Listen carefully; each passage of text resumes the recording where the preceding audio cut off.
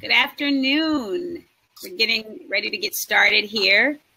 We promised you a live broadcast with Dr. Joy DeGruy, internationally and nationally renowned author and facilitator. She's going to talk to us a little bit today about her upcoming conference, the Be the Healing Conference in Los Angeles. And we're going to open it up for some questions for you all. And over to happens to also be my mom. All right, Dr. DeGruy. Well, good afternoon. I want to talk a little bit about the conference. I'm pretty excited about it. It's a first. Well, actually, it's a second. But it's a major conference for me. I'm from Los Angeles. I grew up there. I have a lot of history and a lot of memories there. So the conference is really kind of coming back home. So the Be the Healing Conference is really an opportunity for people to learn about my work in depth. One of the biggest, I guess, criticisms of my presentations is that they're too short. There's not enough time for people to engage in dialogue. There are a lot of questions, how do we roll up our sleeves and apply what we've learned. So the Be the Healing Conference is a 3-day conference that's occurring in Los Angeles on the 28th, 29th, and 30th of this month, September. And it's designed to really help people understand, one, the nature of the injury, two, to understand the implications as it relates to how we're moving through our lives professionally, how we're engaging with our families, how we're engaging with our community. And the third day is really in the community. Traditionally, conferences have been kind of really always kind of talking heads. And I thought it would be a really good idea wherever we are in the country, and we plan to have these 3-day conferences in different areas of the United States, in the East Coast, really trying to get to the South, trying to find hubs where we are in mass and that are people that are out there doing the work. And the idea is to engage with that community, to leave the notion of everything being kind of intellectual. It's like, how do we learn it? And then what does it look like as we are actually in community? The other thing is to really give people an in-depth understanding of post-traumatic slave syndrome. Okay, you got it? Can you hear me? I certainly can. Okay. So new for me. So if it gets weird, it's new for me. I'm not a native. It's new for all of us. We're on this journey together. So I'd like to ask you a couple of questions that we've received from folks. But before we do that, can you talk a little bit about your book and what the changes are in this new revised version? I'm also very excited about the new revised post-traumatic. For a while, I was really trying very hard I actually wrote another book that was really, really very focused specifically on healing. And it occurred to me that there's been so much going on since the writing of the last book, and as it relates to the injury. We're still being injured. So it's not that you can't heal, but you have to understand how to heal in the context of present injury, not just past injury and multiple injury, but really contemporary injury, which is happening. And how do you navigate that? So when I started to try to marry those things, I realized that it's really essential that people have both parts. So not only did I revise the book to include more how-to in the healing section, really understanding the science of change, if you will. And in addition to that, being more inclusive of folks that I didn't have the time to include, like folks who are biracial, people which is increasingly becoming the reality of the world, right? How are folks, in other words, I need you to tilt your screen up a little bit. Your head is cut off.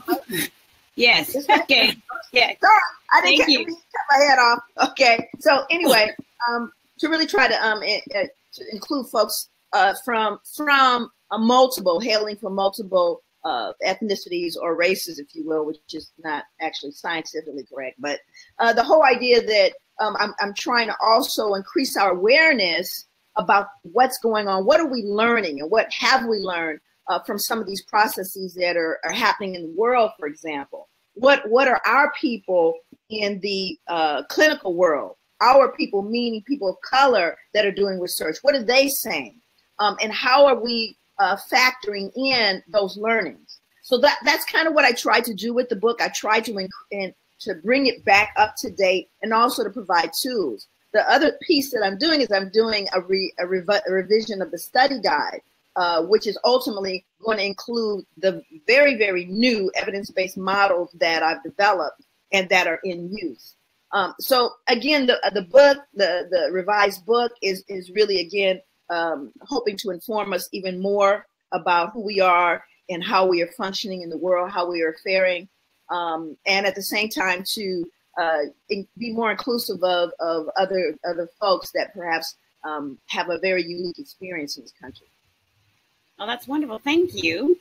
So we're going to go to some of our questions here. We have a question here from Danielle Jackson, who asks, how can Black communities start co-ops? How do we start the process of educating our own children and becoming less reliant on the institutions that have been designed to destroy our community? That's a really, really good question, and I think it's an important one because, like you already know, Danielle, was it? Yep. You know, as you already know, our children are not being adequately or appropriately educated in schools, which means that we have to then look to our scholars. We have to look to the information that we are learning, which is, again, why I wrote the book. The book is being used all over the world and in academic settings all over the world. And to begin to look at what is the material, what is the research that people who are woke are doing. And then I think in terms of creating co-ops in community, I think we need to go where community is to start where you are. It doesn't have to be a huge organized thing. It can start with just a few people in your home, people maybe who go to work with you, people who are part of your particular religious organization, or if you're not, people who are engaged in social action that you see, and to slowly begin to bring folks together. And then as you grow, you begin to filter in more and more people. The other thing I also highly recommend that we've been doing here in the Bay Area is healing circles. And healing circles are really, which we will also do and have at the conference, the 3-day conference, is to really bring people into circle to be able to have an opportunity to have their say. It's not a real rigid process. It doesn't have to follow any particular method or approach, but really to bring people in a circle to be able to hear from them. Now, this is not a therapeutic circle. This is not a, I'm going to bleed all over everybody. It's really a place where, people get a chance to express what they're thinking and feeling, like the question you just had would be perfect. I'm concerned about my children. I'm specifically concerned that they become aware of who they are in a very positive way. I'm wanting to connect with community. These are the kind of things that people express in circle that says, what brought you there? Or what are your goals? And very often you'll find like-minded people in that circle. And it just really does facilitate a real positive exchange. Thank you. So we have, we're going to move actually to a few folks who are, have some questions. They're our international friends. We saw you. I don't know if we're pronouncing Madian or Madian, I'm not sure. We're talking about racism in France. And specifically, Madian said, I'm an American student studying abroad in France, and I experience a lot of unconscious racism amongst the culture.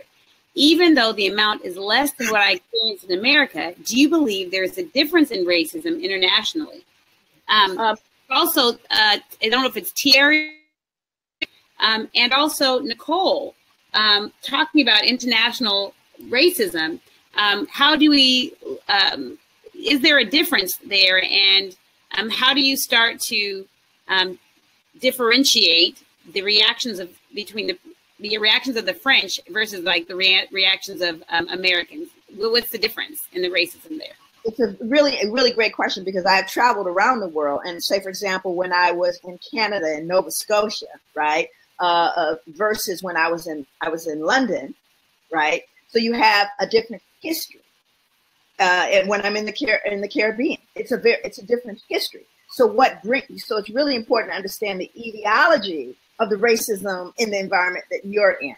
And for example, in Nova Scotia, they didn't have, the brand of slavery that we have in America, but they did have slavery. And a lot of people in Canada don't even know that's true. And they did have marginalization and discrimination, but they're a polite culture.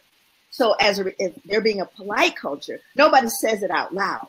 So when I flew in to speak, I was able to talk about things that everyone knew was true, but was not ever appropriate in polite culture to talk about, which helped the people of color, there particularly people of African descent that were there, begin a conversation and a dialogue. But within the culture itself, it was very, very difficult to start that conversation. And again, in London, it was so amazing. Actually, when I was in England, it was very, very similar. Sometimes it was even more caustic and aggressive. I spoke at Oxford University, and when a friend of mine there was an attorney, and they wouldn't let her in the building. They wouldn't let her. She was coming to pick me up, and the resentment that these people had was seething. Now, what they weren't used to was a direct confrontation, which is what I gave them. However, the way I did it was I told them, I need to know who your superiors are, because I'm going to have to document the treatment, the behavior, the lack of professionalism, which was more important to them than any of the other things that I could say to them about their character when I began to deal with their institutions, because that's what's important. So when you start looking at people in other countries, one, you have to look at the history of our engagement, people of African descent, in that particular area. Then you have to look at the political dynamics, and then you have to stand your ground, if you will, and really confront it in a way that is useful and workable for you. So everything doesn't fit everywhere, but I'm telling you, racism, wherever it raises its ugly head, is something that looks pretty similar to us all. We don't like it, and we need to confront it. Okay, thank you. We're going to go to Irva, and Irva says she has 3 sentences, or actually 3 questions, I guess is what she meant. How can I encourage our folks to embrace the healing of intergenerational traumas? Will you offer training for facilitating that work? When do you plan to come back to Philadelphia?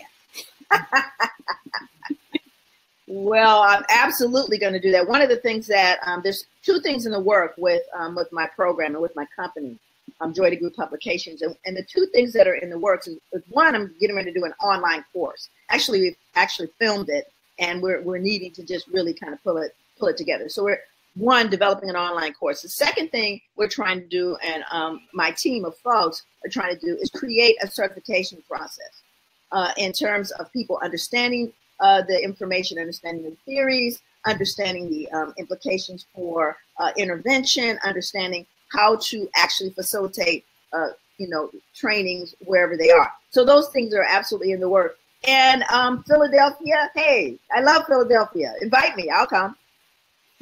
That's wonderful. Okay, so there's a question from Carol.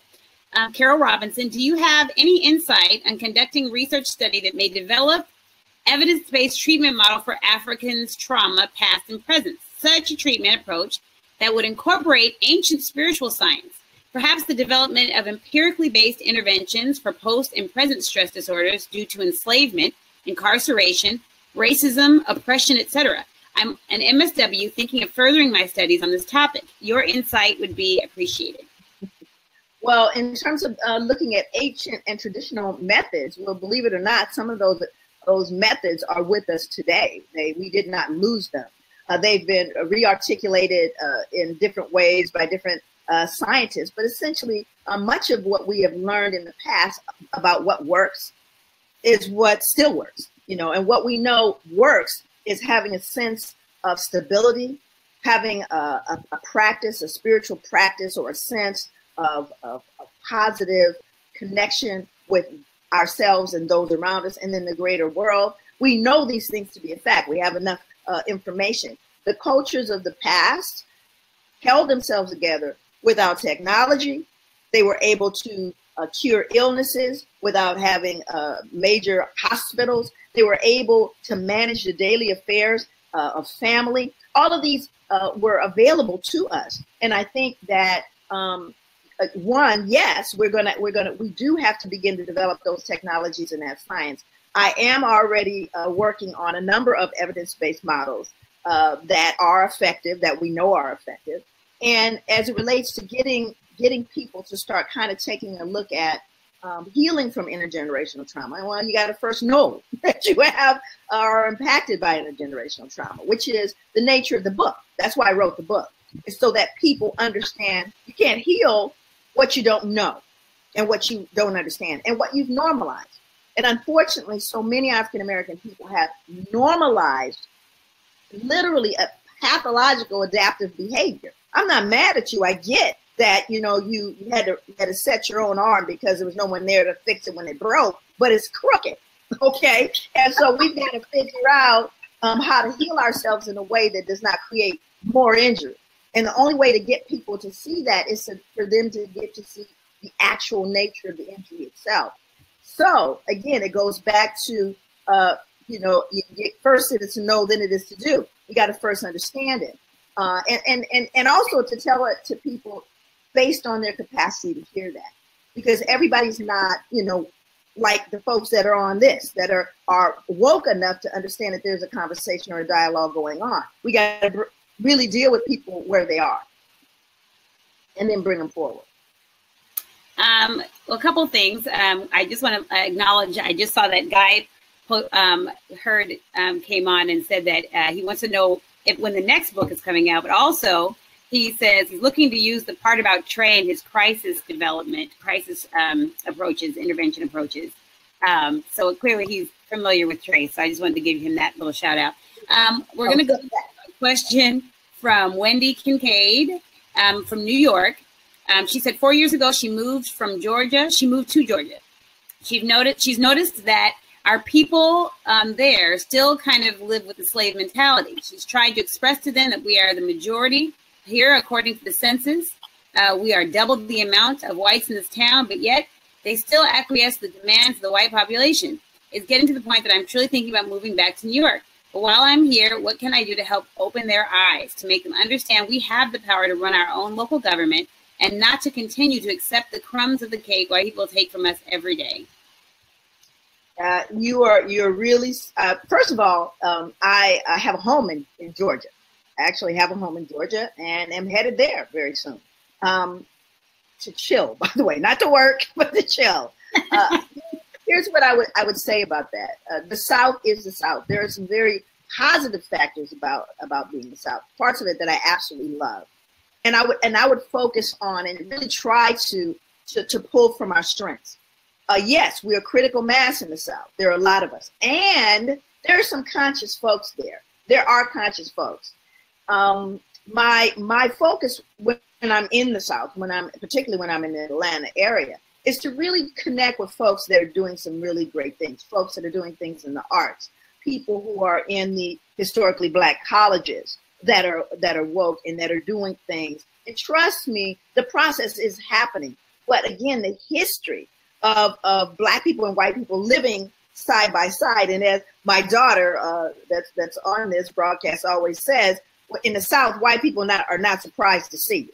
You know, if you go other parts of the country, you go to Portland, for example, somehow people get startled when they see somebody Black. Nobody's startled in the South because Black people and white people have coexisted, not necessarily together, but certainly in proximity of one another. And then, of course, there's that basic Southern, you know, positive, welcoming kind of spirit. At the same time, you know, again, people don't know things are broken. They're doing what Big Mama did. And the bottom line is we've got to evaluate what Big Mama did and understand whether or not that is something that is productive for me and in addition to my child. The other thing that I think has been helpful for me when I'm in the South and I'm trying to help people get it is when I start to try to explain to them that if they want their children to be functional and survive, they're going to have to do something different because the world is moving at a faster pace, much faster pace than they are moving. And they will find themselves incapable of surviving if they continue at the pace that they're at. Now, that being said, there is also this kind of sheep mentality in the South, where everybody will follow. And unfortunately, this is sometimes showing up in churches where people will just blindly follow.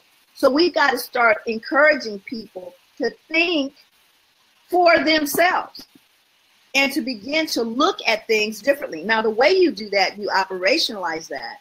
The way you do that, you know, and I talk about this specifically in the book, and it's called Learned Helplessness. And people begin to normalize, you know, being helpless, which is what you've identified. They've normalized it. And the only way to really change that kind of thinking is to give people actual experience of efficacy, which means that sometimes it's not a conversation like we're having right now, not this dialogue. It's literally taking them by the hand and walking them through processes, literally helping them have lived experience around these truths that you would like to communicate to them. And then the other thing is sometimes you got to get out. Okay. You're absolutely right. You got to go, okay, I can't do it anymore. You got to get out. But I think you have to take care of yourself is what I'm saying. I have a home there. I love going to that home. After about, same thing. I grew up in LA. I get squirrely in LA after about 4 days because it just gets a little too crazy for me. So really just try to take care of yourself and do the kind of things that make sense for you, which may mean that you have to, you know, engage with people who are tracking a little bit more. Okay, thank you. Sometimes you got to get out. Yeah, that's true. I feel like that on a regular basis. Get out. We're the sunken place around here, these sleepwalkers. Okay. That's so I'm going to ask you 3 questions from 3 people. First, from Cynthia Fullwood, Dr. DeGruy, there's obvious privilege and cognitive dissonance going on with 45 and those in his inner circle. What type of educational training would you recommend? And for this White House presidency. And then another question, they're all related. Hold on. Okay. All right. The question is from Artenso McCullough. Why are white people in denial of racism in America? And then the third one, will there ever be an end to white supremacist ideologies? What will it all kind of connected there? Ooh, how much time do we have? I think that what we have to appreciate is going on in America, has been going on. It's everything in the dark eventually comes to the light. Now, Black people, my mother, my grandparents, you know, what has happened is people have bought this notion of the illusion of inclusion. So, you know, in other words, you have these great pronouncements and we talk about how wonderful a country America is. Well, in a lot of ways, America is truly a wonderful country. But what they don't tell you is that deeply embedded in the fabric of America is a very, very horrific sense of white supremacy. Now, not only do white people not believe it, or at least they didn't believe it, a whole lot of Black people, Latino people who were just hoping for the dream. They were just hoping that they were going to be accepted. They didn't. They walked around again with dissonance. What is happening now is the fringe, what people thought was the fringe of America.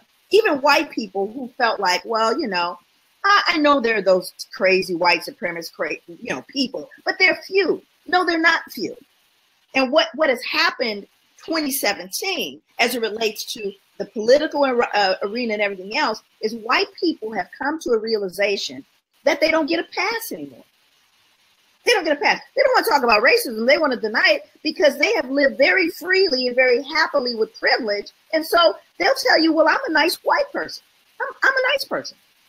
And so what has happened is people used to be able to kind of float on that. Well, I'm just a nice white person. I'm not particularly racist. You know, I give to care, whatever. You know, I'm a nice white person. But in 2017, you don't get a pass. Nobody white in America in 2017 just gets a pass because you're a nice white person. Why? Because the world, not just America, the entire world has become aware that a significant number of people who are white and American are white supremacists. And so when you walk in, Black people are always hyper vigilant and sensitive around white people because, again, we have been under attack and under duress the entire time we've been in this country. But now white people are realizing that people of color are looking at them going, are you one of them? And so now white people, I'm having the experience of white people opening the door for me 2 blocks away. Oh, no, I'll hold it. And they're doing that because they've never had to do anything about their privilege. But now they realize, I want you to know I'm not one of them, but I don't know what to do about that. I don't know what to do. I just want you to know I'm not one of them. And so I think what's happening, which is also causing much more dissonance, is they're no longer able to hide it. And part of the reason is because of social media. And the other reason is people without filters in other parts of the world are going, y'all are racist, right? So now how we deal with this as a people, how we begin to facilitate and deal with the trauma is really coming to grips with what it means to live in America 2017. Because we're not living in any other day. We're living at a time when everything we've done, and again, I'm a 60s child, and everything we have put together is being undone. But there is an assumption that so many people have of color that this is just going to keep happening, But no. Every major breakthrough, every major advancement that we've tried to establish in this country is systematically being dismantled. And that means we better pay attention to that. And we may not be able to use the tools of yesterday. We have to use new tools that are intentional and deliberate, but that are also effective. So I think that the Black Lives Movement, again, very, very interesting when you start looking at the Civil Rights Movement, right? People were immediately trying to attack it. But what I think is really positive about the Black Lives Matter movement is the fact that it is so broad and so diverse. It's like when people all over the world started responding to the killing, right? And everybody, it's India, China, people started really weighing in. And you see, here is where we are. We're no longer just America. We're a globe. And that is something that particularly people of African descent better pay attention to. We are world citizens at this point, and we need to get prepared for that, and we need to prepare our children for that. Wow. Well, that was a great answer for a series of great questions. Along those lines, first I have to shout out Marlicia. Our lovely Marlicia popped in real quick. Hey. And now I'm going to go to a Sandy Thompson. She speaks about, along the same lines, is a reversal of healing even possible in this country? She asks that because how can you heal African Americans without making sure that white America is rehabilitated also? That's a really, really good statement. I think it's absolutely true what you said. I've often said in my lectures that this is a collective healing. This is not something we do in silos. This has to be a collective healing. I really look at America as a divine experiment. It is a divine experiment because if America actually stood for, give us your tired, your poor, your huddled masses yearning to breathe free, one nation, under God, indivisible, this whole idea of openness and inclusivity. If America actually followed through on that, this would indeed be a divine space. But America said that, but was lying about it the whole time and was doing everything counter to those rich and amazing ideals. So part of what I think has to happen indeed is that this healing has to occur for everyone. Once again, you can't heal it if you don't know you're broken. I know a lot of white people that are woke. Matter of fact, I know some white people that are more woke than Black people that I know, who we very, very affectionately refer to as Stephen. Now, Stephen was a character in that movie Django. And I know everyone that's listening to this know at least one Stephen or Stephanie. They're Black folks, and then you got one of them. And these are the Black people that are so injured that they actually do more harm than anybody white could do. Anybody white. They're often, if you look at the plantation during slavery, you had black overseers, right? And black overseers were actually more harmful because they had something to prove. They ended up beating black people worse because they wanted to prove that they weren't being soft. I mean, so you start looking at those kind of characters, they show up on the job, they end up being the manager, when in fact they're the gatekeeper. They're the ones that stop all the rest of the black people from coming in, right? So these are the people that that are specifically toxic. But again, my whole point of reference is, and I have a fundamental belief in the oneness of mankind. That's my belief. The people that are in my village, that are part of my world, are from every background, and they're from all over the world. That's a truth and a reality, that we are a planet. We better start acting like it. You can't even guess who's coming to dinner. Okay, so where we are as a planet, and where we are as black people and white people, is we're at a crucible. We're at a precipice, and we need to either fix this or we're going to destroy ourselves. So yes, this is a joint effort, and yes, it is one where I'm not waiting on you though. Let's be clear. I can't wait on you to get it. I got to make certain I get it, and that people look like me get it. And the white folks that get it, and the Latinos and the Asians and everyone else that gets it, my Native brothers and sisters, arm in arm, let's make this happen. But what black people can't do, like Martin told them, and we can't wait. We can't afford to wait because there's too much at stake, and sometimes our very lives are on the line. Thank you. We're going to look at Fundisha. She's asked a couple questions, so we're going to try to combine her questions. She says, why is it hard for us as a people to return to our culture after being conditioned to participate in a way of life that is a direct opposition to our natural way of being? How can we get back to collectivism, looking out for the whole and putting the best interest of the youth first? And then she goes on to say, our participation in the very system that oppresses us becomes our liability. Is it possible to divest from said system and participate in a new system that will benefit our children? How can we shift our psyche to leave the comfort of familiarity and try a new, but not so new, way of interacting that excludes exploitation? Okay, so I think it's not either or, it's and. So while the systems that we're functioning with in America, I mean, everybody here got to keep the lights on. Okay, everybody got to try to keep the lights on in their house, and they're trying to make certain that they have the necessities. And unfortunately, that means that we have to engage in institutions that are not of our making. So that's a reality. So while we're in those institutions, we might have to be the spook that sat by the door. We've got to figure out how to, within those systems, and all of us are in them. Remember, I'm an educator. I teach at the at university level. I also work on a community level. I also engage different organizations throughout the world. And so I have an opportunity then to infuse a new perspective if I can get in the door. At the same time, we've got to choose our battles, right? We got to figure out how you're going to fight, when you're going to fight, and if you're going to fight. And at the same time, I'm also building my own thing over here on the right. I'm also building that. Those things are happening simultaneously. For example, in my family, Bahia can tell you, we had a conference call, three nights ago, B? Two or 3 nights ago, a family conference call. And let me tell you, that's no small task in my family to get everybody on the phone and to get everybody talking about the family, where we're moving, how we're functioning, what are the needs of the children in the family, what are we collectively thinking about as a family. Our family does that. We just say, okay, get everybody on the phone. Let's talk about what direction. We may not even be in the same parts of the country, and we're not even in the same country right now.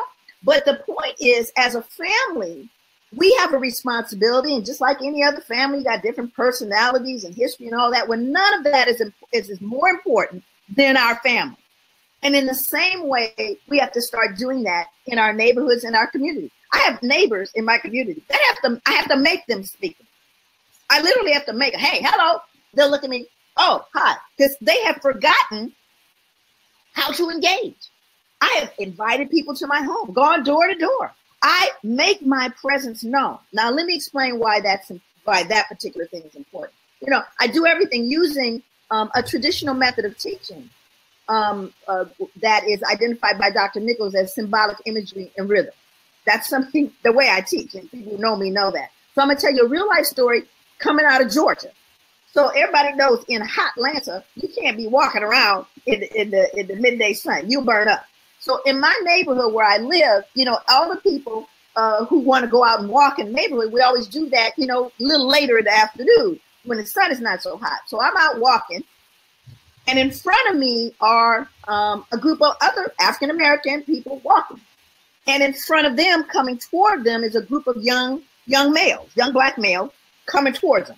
And, you know, they got the pants sagging, the little hat, cracks of tattoos on their neck, you know, they're walking towards them. And when they get about midway in the block, the people in front of me immediately cross the street. So now I'm walking and the youth are walking towards me. And so I kind of look over at them and I'm thinking, why did they cross the street, right? So as they get close to me, these young youngsters, and they're about maybe 4 or 5 of them, right? And just as they get to me, I stop them. I say, hey, stop, hold up. So they all stop. And I point to one of them. I said, what do you plan to do with your life, right? This is I point to one of the young men. And all the rest of them start laughing at him. I said, oh, don't laugh at him because I'm coming to you next, so you better be thinking. So the young man says to me, I want to be an entrepreneur. I said, really? Well, what kind of entrepreneur? He said, well, my uncle owns a barbershop, and I was thinking of having my own spot. I said, really? So how are you going about doing that? And so we have this conversation, and now the rest of them, the other 4 or 5 of them, are chomping at the bit to tell me their dreams. Because they have dreams. They don't look like me. They don't move through the world the way I do, but they're my children. They're my community. And what message do the people my age, the big grown-ups, what message they send to them when they cross the street? What did they say to those young men? Now let's roll that fast forward to crazy America. Okay, so let's roll it fast forward. So now let's say it gets really crazy. It goes down. You know, people are looting because stuff is closing down. They don't know what to do. Guess who's breaking in your house? You know, guess whose house they not gonna break in? They gonna go, oh, that's Miss Joy. In fact, those young men, when they would see me coming, concerned that they would miss me, they would wait for me because I was one of the few adults in their community that saw them as the beautiful, amazing, engaging, and magical young men that they were. So we have to walk the talk. If we want it to happen, we've got to do it. We've got to actually exemplify those things we say we want for them. That's awesome. I don't even know what the question was anymore. Well, that's okay. We went all over the place, but I will say I can testify. I can testify to the fact that as a family, we definitely always have game plans. We talk about ways that we can keep ourselves connected, and we also talk about our escape plans. Sometimes we have to get out. We have our get out plan too. Everybody should have their, you know, strategic plan for navigating. Plan B. We call it the plan B. Plan B. Have plan B. Okay. So I'm going to ask you there. We actually got a question from David, who, let me get back in here. He said he loves your work. He said, regarding the color of law, a forgotten history of how our government segregated America by R. Rothstein. Are you familiar with that book? And how do we? Oh, yeah. I'm sorry. You know that book? You talking about Richard Rothstein? Or Richard Rothstein? Yes. I'm familiar with his work. Okay. And basically, so what's the question? I'm sorry. I just want to know how we should inform citizens about this word, since this relates to institutional racism, which is denied by so many. So how do we get people? Perfect question. And what Richard does, Richard Rothstein, I don't know if it's Rothstein or Rothstein, I'm not sure. But I believe it's Richard Rothstein. And one of the things that he did, he's a fellow at Berkeley. And for the last 30 years, he's been looking at how our institutions, the actual government, city, local, state government, deliberately created racial policies of segregation. For example, one of the things that he talks about is a GI Bill, right? So let me kind of unpack that a little bit. So the GI Bill was available for any veteran, supposedly. And this was, of course, what got everybody on their feet, created this huge, positive, middle-class America, because it gave all of these veterans this this leg up, right? Well, they'll talk about the GI Bill. So the question was, did Black people get the GI Bill?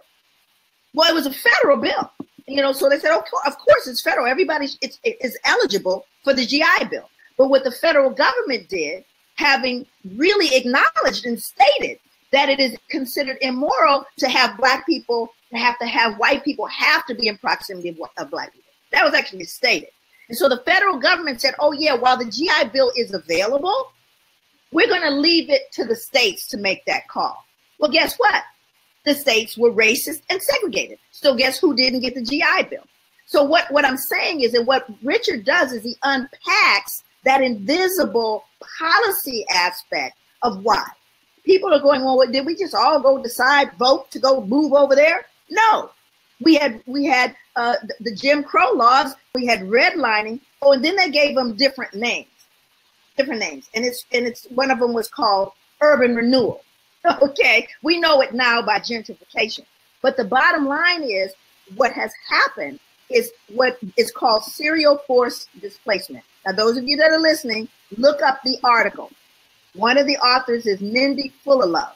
It's called Serial Forced Displacement, which it really does marry very closely with what Richard Rothstein's looking at. Matter of fact, it's an amazing article that starts looking at what happens to people when they are consistently disrupted. In other words, on a serial level, when you have people displaced over and over again. And these researchers in this article have come up with what the long-term result is of consistently moving people through Jim Crow segregation, through redlining, through urban renewal, curing urban blight, and gentrification. Guess what the outcome of that is? Interpersonal and structural violence. So here's the thing. Don't break my leg and then complain that I limp.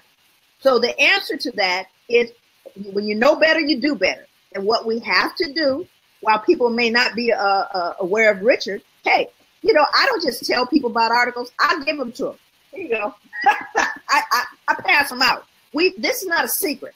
So to that person who asked that question, get the information, distribute it. Give it to people. Offer it to schools. Give it to teachers that are teaching policy. All of those things that become very important is that we have a system that is the antithesis of the justice that we see. So if you want it to happen, you got to show up for it. And that's what this is. We are in a revolution, people. That's what this means.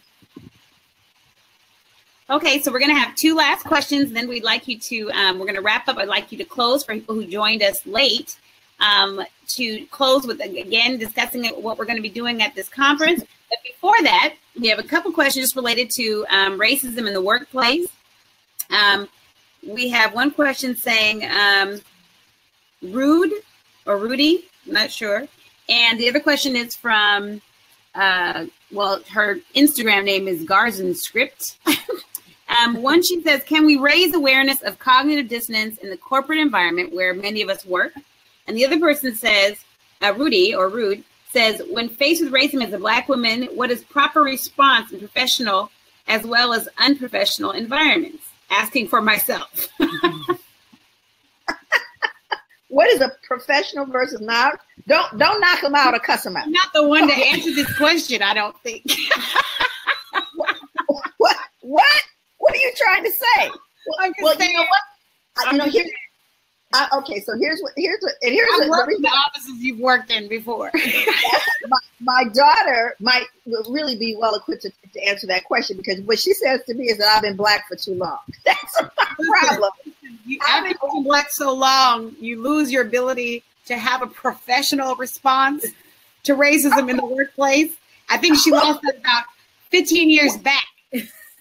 Well, part of it is I don't work in an office. That's part of the reason why I own my own business, and I'm just too old for people to tell me what to do. So I think that and honestly, I actually do give people tools to figure out. And I'll give you a perfect example of it. You are here, you don't know everything. So here's the thing: I was teaching a 10-week course to parents, in a particular community. So these are all African-American parents. And what made these parents unique is their children. The reason why they were in the program that I was hired, I wrote the model for the program, their evidence-based model. Well, they were in this program because their kids had been adjudicated. Their kids are in the system. You know, they've done some criminal activity and they caught a record.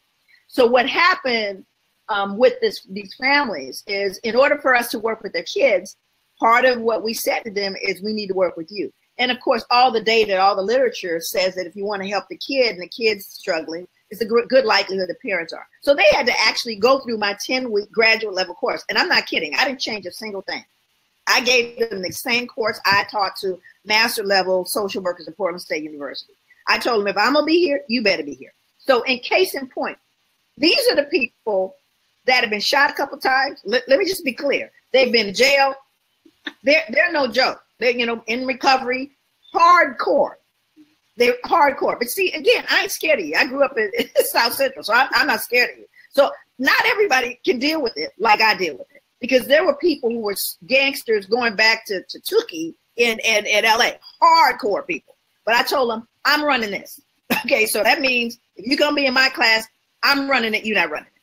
That's number one. Kind of establish that. Well, one of the women in my classroom one day, and again, they would push back on me, but I'd make them read the material. We would engage. They would engage each other. It was very, very intense. Now we're in a work setting. We're in an office building. They're coming, every week to the class. And one day, one of the parents comes in, and she walks in with like 8 people, right? They don't belong in the class. That is breaking every kind of rule there is. But she brought them in, told them where to sit. And then, so I'm in a situation because, of course, there's a confidentiality issue here. What am I going to do? So the families the whole family comes in. And I say to the woman raises her hand. She goes, Miss Joy. I said, yeah. She goes, I want to introduce you. That's my daughter. That's my nephew. That's my cousin's son's brother's child. Everybody was there. And I said, okay. And I asked permission of the class if they could stay, and everybody in the class, they didn't have a problem with it. So I said, so I want everybody to turn to, the syllabus and what we're covering today. And then she raises her hand again. I said, yes. She goes, Miss Joy, I just want to tell you something. I said, what? She goes, we read the whole book last night, your whole book. We just sat up and we read the whole book. And I said, wow, that's pretty amazing. I said, but we're only dealing with chapter 2. That's all we're dealing with on the book. She goes, no, that's not why I told you that. I just need you to know what your book did for me, right? And I said, now you got to remember, we got a whole classroom full of people. Anybody can get hot and upset at any moment. She goes, yeah, I just got to tell you what your book did for me. I said, okay, what did my book do for you? She said, well, I was in Macy's, and I was going to whoop this woman's ass up in Macy's. And I'm like, okay. And she goes, but I didn't whoop her ass because, I thought about what you said in your book, and I didn't do it. I knew I didn't have to do it that way. Now, that was the biggest compliment I have ever received, okay, in my entire career, ever. That someone, and I mean that, she was able to translate what she learned into a change in her behavior. And that's huge. To realize that I don't have to respond. You don't pull the strings on every emotion. You don't get to hurt me. You don't get to take away from me my sense of who I am in this moment. And I can act and move in a dignified way and in a respectful manner. And at the same time, to not allow that to peel in and somehow mutate in me. So I think that anybody, we've all got to figure out ways. And my daughter, I really would like you to respond to how you have dealt with it in corporate situations. Of course, bearing in mind you cannot use any names, places, or people, and we cannot confirm nor deny these allegations. Well, I would just say that one of the benefits of having been raised with someone as woke as Dr. Joy is that she saved me from having a lot of trauma in my own personal childhood experience. So I had a lot invested in me, as she invested a lot in who I am and my belief in myself. My name means light, and she said for me to always be clear that I never allowed anyone to take that light. What I will say is in corporate environments, it's challenging because if you're really stressed by what someone is doing, the cortisol that rushes may stop you from being able to be strategic. And what I would always ask people to do is to stop and to think about what is really going to make the person feel ashamed of themselves in the moment. I'm focused on making you leave the situation ruminating about what it is that you've said or done past the moment. I don't want to be thinking about it. So if I figure out a way to really give you pause to think about why you're saying or the root of what you're doing, and then you come to the realization that it's based in some sort of racism or some sort of your own centralizing whiteness, then I feel like it's a lot more impactful for them because it's causing them to think about it. And then it's not on me. I'm not going home to my family stressed about how someone's made me feel. And I've gotten better at that over the years, just pausing, making you feel ashamed of yourself. I'm getting flowers, raises, all kinds of stuff because you're at home losing sleep. I'm not, make me look crazy. Although I am always about 2 steps from becoming a barista because I might just have to go crazy one day and then just tell everybody at the coffee shop how it went down. But I will say this before we go further, and that's really important. I think speaking your truth is always important, but being strategic, hierarchies exist for a reason. Use them. They're not our way, but they are a way, and they're a way to use those hierarchies to support change in your organization. I think, pointing out obvious inconsistencies. Yeah, go ahead. The other thing I would say is understand, and again, once you've come to my presentation, you'll understanding their axiology or their value system and recognizing that, we take things as African Americans personally. It's not personal for them. It just isn't. It's just about me getting my needs met, getting my objects, right? So very often, when I've talked to young Black men or I've talked to people where they're feeling that like they're being treated unfairly, I said, there's a couple of things that you need to do. You don't threaten them, you threaten their object. Now, let me be clear about that. Don't threaten them, threaten their object. So the moment you say, and particularly young Black males, who they expect when they do something to you, they're going to scream and go off, and then they'll just go, well, see. Well, what you do is you go, I'm sorry, excuse me. No matter what it is, you can be in Safeway, you can be in a movie theater. I don't care where you are. Somebody talk to you crazy, do something wrong. You stop and you go, excuse me. Take out a pen. What is your name? What is your supervisor's name? And how might I reach them? Just those 3 things. What is your name? What is your supervisor's name? And how might I reach them? And when you start writing down that information, trust me, everything changes because now, wait a minute, you're going to threaten my reputation, my job, my, again, my position, because those are the objects that are more important to me than you are. So don't you threaten me, I'm going to go, security. But if I stop and I go, oh my God. And not only that, document it. I'm a write limitation. I will write it up. Document it all day. I will make copies of it. And that is the greatest decency. That's right. So again, we have to start thinking how to do these things smarter. And I know we got to go. But what I wanted to also say, my hat off to my daughter who is ABD, getting ready to finish her PhD. Yes, we're gonna have another one out there fighting the good fight with me. And at the same time, knowing that the conference is designed, and honestly, it's always, I get excited because there's never enough time in these kind of venues, although I'm very excited about this new technology. This is really cool. The other part is that the conference is really designed to really get engaged in the material and to start looking at and dealing with it based on what people are doing and how they're functioning, they're professionally and personally. Again, September 28th, 29th, and 30th in Los Angeles. It'll be at the Convention Center. And I know that I have one more thing. I got a shout out to Jerome Underwood and his crew in Rochester.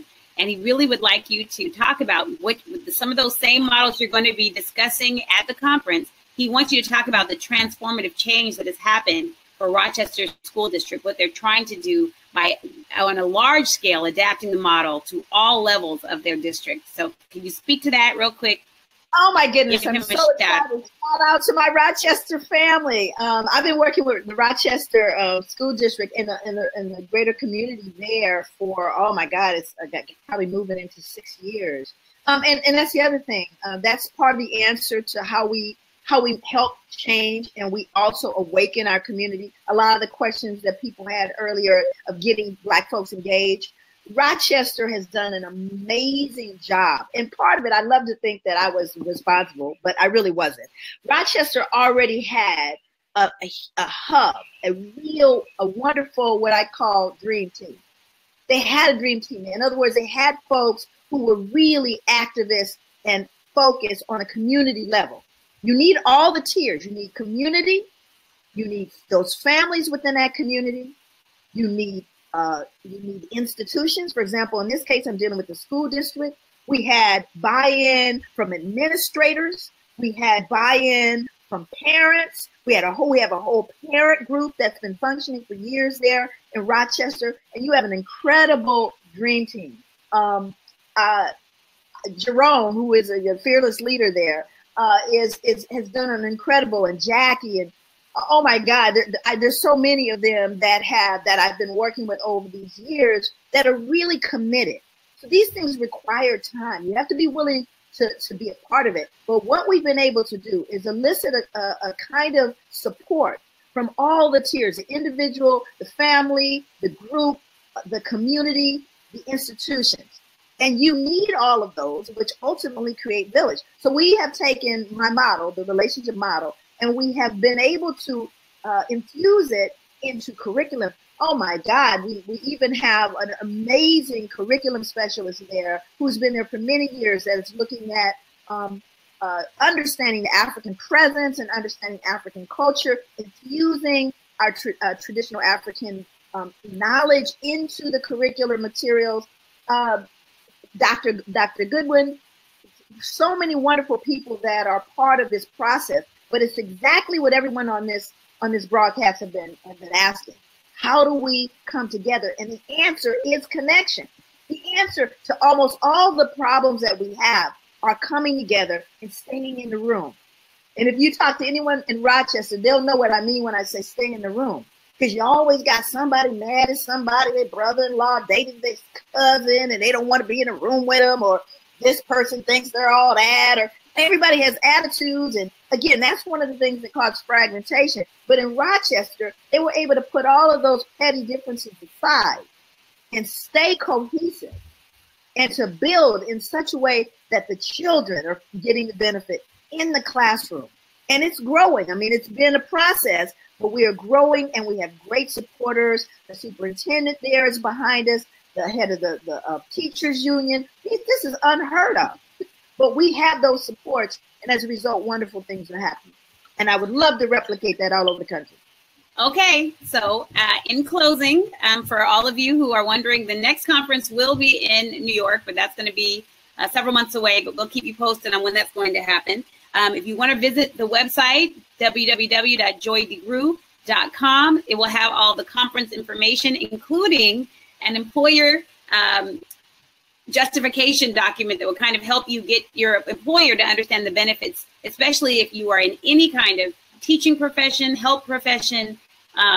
It will be really beneficial for you, especially if you're working with any community who has experienced trauma, and particularly African Americans. The conference, again, is in Los Angeles at the Los Angeles Convention Center, September 28th, 29th, and 30th. And there are group discounts. There are some ways that you can be creative about getting there, but we'd love to see you there. We had a great time in Portland.